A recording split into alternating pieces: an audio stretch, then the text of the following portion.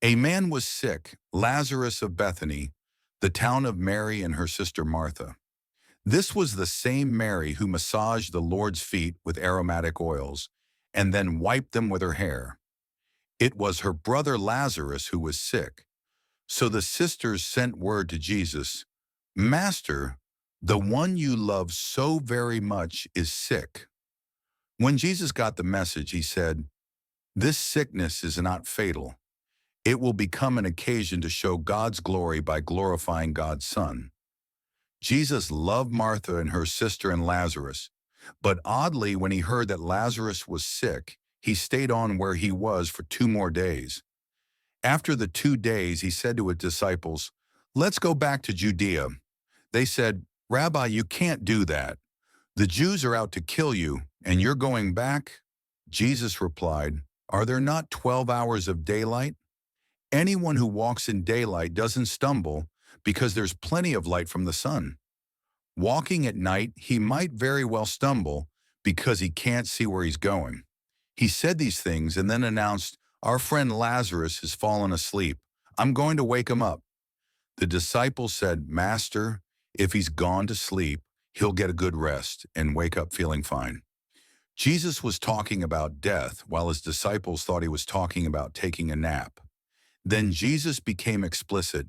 "Lazarus died, and I am glad for your sakes that I wasn't there. You're about to be given new grounds for believing. Now let's go to him." That's when Thomas, the one called the twin, said to his companions, "Come along. We might as well die with him." When Jesus finally got there, he found Lazarus already 4 days dead. Bethany was near Jerusalem, only a couple of miles away, and many of the Jews were visiting Martha and Mary, sympathizing with them over their brother. Martha heard Jesus was coming and went out to meet him. Mary remained in the house. Martha said, "Master, if you'd been here, my brother wouldn't have died. Even now I know that whatever you ask God, he will give you." Jesus said, "Your brother will be raised up." Martha replied, "I know that he will be raised up in the resurrection at the end of time. You don't have to wait for the end. I am right now resurrection and life. The one who believes in me, even though he or she dies, will live. And everyone who lives believing in me does not ultimately die at all. Do you believe this?" "Yes, Master. All along I have believed that you are the Messiah, the Son of God who comes into the world."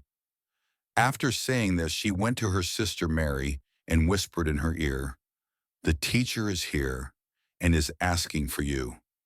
The moment she heard that, she jumped up and ran out to him. Jesus had not yet entered the town but was still at the place where Martha had met him. When her sympathizing Jewish friends saw Mary run off, they followed her, thinking she was on her way to the tomb to weep there. Mary came to where Jesus was waiting and fell at his feet, saying, "Master, if only you had been here, my brother would not have died." When Jesus saw her sobbing, and the Jews with her sobbing, a deep anger welled up within him. He said, "Where did you put him?" "Master, come and see," they said. Now Jesus wept. The Jews said, "Look how deeply he loved him." Others among them said, "Well, if he loved him so much, why didn't he do something to keep him from dying? After all, he opened the eyes of a blind man." Then Jesus, the anger again welling up within him, arrived at the tomb. It was a simple cave in the hillside with a slab of stone laid against it. Jesus said, "Remove the stone." The sister of the dead man, Martha, said, "Master, by this time there's a stench. He's been dead 4 days." Jesus looked her in the eye. "Didn't I tell you that if you believed, you would see the glory of God?" Then to the others, "Go ahead, take away the stone." They removed the stone. Jesus raised his eyes to heaven and prayed, "Father, I'm grateful that you have listened to me. I know you always do listen, but on account of this crowd standing here, I've spoken so that they might believe that you sent me."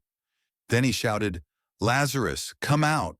And he came out, a cadaver, wrapped from head to toe, and with a kerchief over his face. Jesus told them, "Unwrap him and let him loose." That was a turning point for many of the Jews who were with Mary. They saw what Jesus did and believed in him. But some went back to the Pharisees and told on Jesus. The high priests and Pharisees called a meeting of the Jewish ruling body. "What do we do now?" they asked. "This man keeps on doing things, creating God signs. If we let him go on, pretty soon everyone will be believing in him, and the Romans will come and remove what little power and privilege we still have." Then one of them, it was Caiaphas, the designated chief priest that year, spoke up. "Don't you know anything? Can't you see that it's to our advantage that one man dies for the people rather than the whole nation be destroyed?" He didn't say this of his own accord, but as chief priest that year, he unwittingly prophesied that Jesus was about to die sacrificially for the nation. And not only for the nation, but so that all God's exile-scattered children might be gathered together into one people.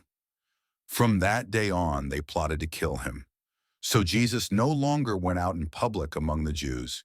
He withdrew into the country bordering the desert to a town called Ephraim and secluded himself there with his disciples. The Jewish Passover was coming up. Crowds of people were making their way from the country up to Jerusalem to get themselves ready for the feast. They were curious about Jesus. There was a lot of talk of him among those standing around in the temple. "What do you think? Do you think he'll show up at the feast or not?" Meanwhile, the high priests and Pharisees gave out the word that anyone who knew his whereabouts should inform them. They were all set to arrest him. This is the end of John chapter 11. Here are 3 things to ask yourself after reading this chapter. First, how do I respond when God delays answering my prayers in times of crisis? And what does this passage teach me about trusting in his timing over my own expectations? Second, Jesus wept even though he knew he was about to raise Lazarus.